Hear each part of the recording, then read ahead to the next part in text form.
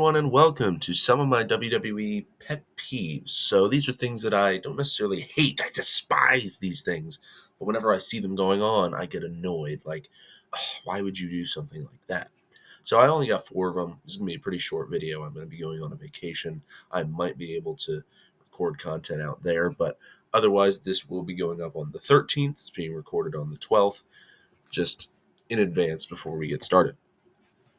So first up, we have announcing Royal Rumble entrance. So this happens for the past couple years. Whenever the Royal Rumble rolls around, every Raw or every SmackDown, there's always somebody who comes out, I need to redeem myself, or I need a shot at the world title, so I'm declaring for the Royal Rumble. And, is Bianca Belair going to be in the Women's Royal Rumble? Probably, yes. There's a very high likelihood of that. But I don't need to be told that. The reason the Royal Rumble is such a fun thing is because people love the surprise of the Royal Rumble.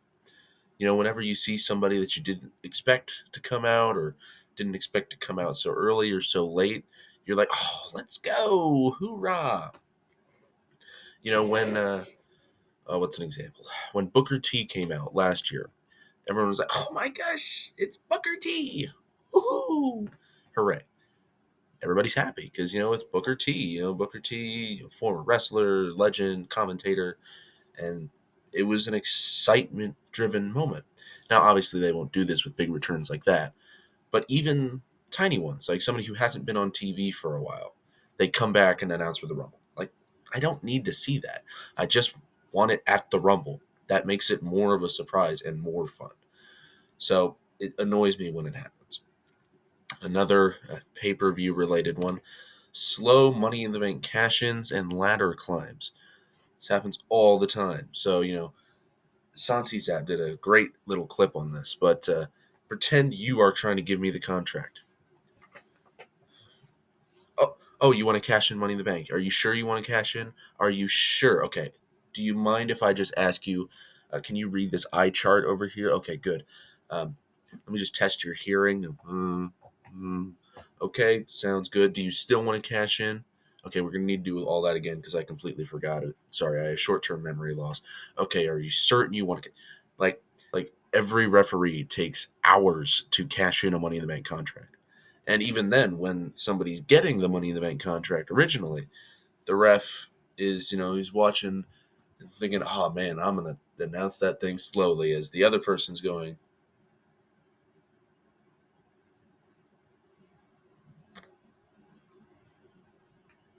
as they're climbing up the ladder.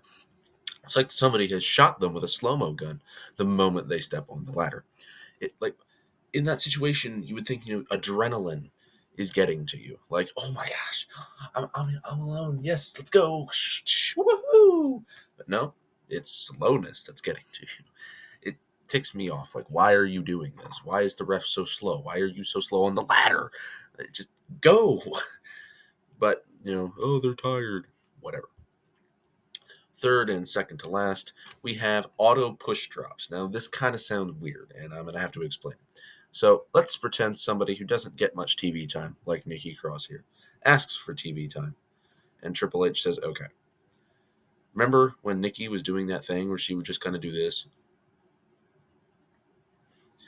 For just in the background of everything?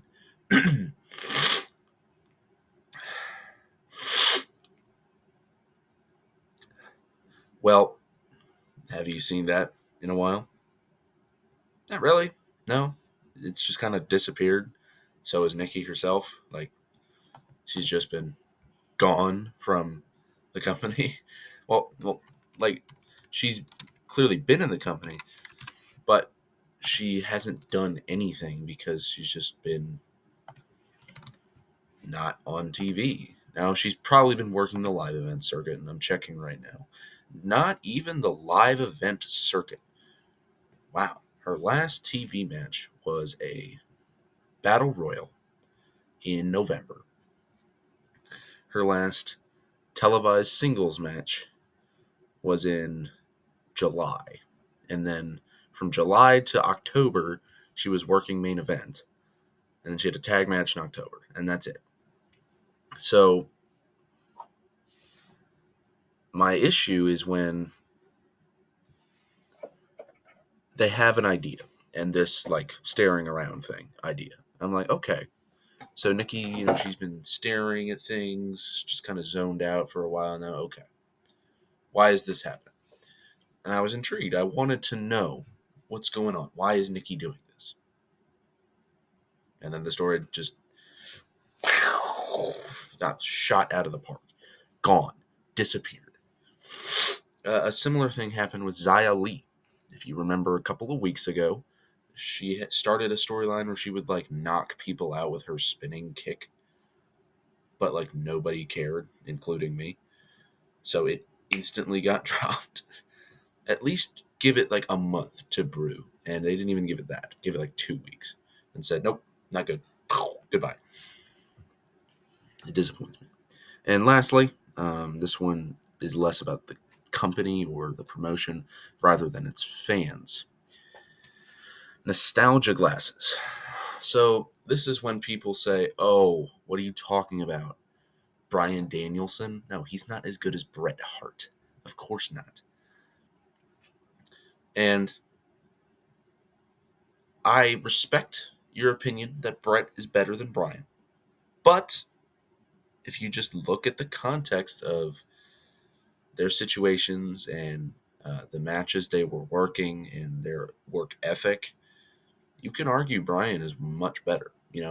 Bret got kicked in the head and just gave up. And Bryan said he had a career-ending injury in like 2013 and has still been wrestling consistently since. I would argue that Bryan Danielson is better.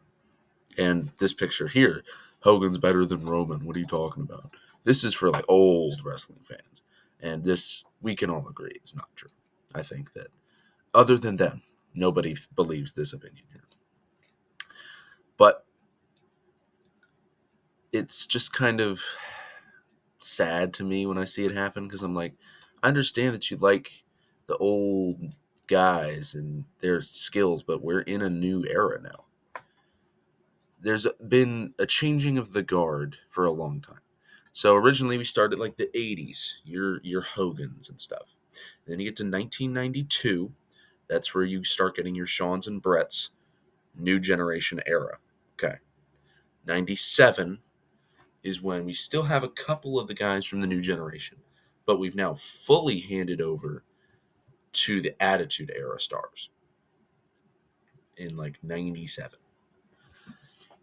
And then in 2003, 2004, maybe a little later than that. Actually, 2006, I'll say. 06, we give it to the Ruthless Aggression era stars, Cena, Batista. And then most recently, in give or take,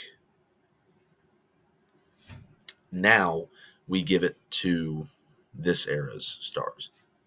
Cena, gone. Rock, gone. Randy's retiring soon. AJ's probably going to go soon. All these guys, they're done. Their careers aren't technically over, but they're not the biggest guys anymore. So we need to start making lesser guys bigger. And we're going to see people like Braun Breaker and on the women's side, Cora Jade coming up and becoming a new version of, your Batistas, of your Romans, of your Litas, of your Trishas. It's the circle of life in wrestling. And I really do not like when a lot of wrestling fans put older guys over younger guys just because they like the older style of wrestling. But that's all of them. There's probably a few more I have. I just couldn't think of these 4.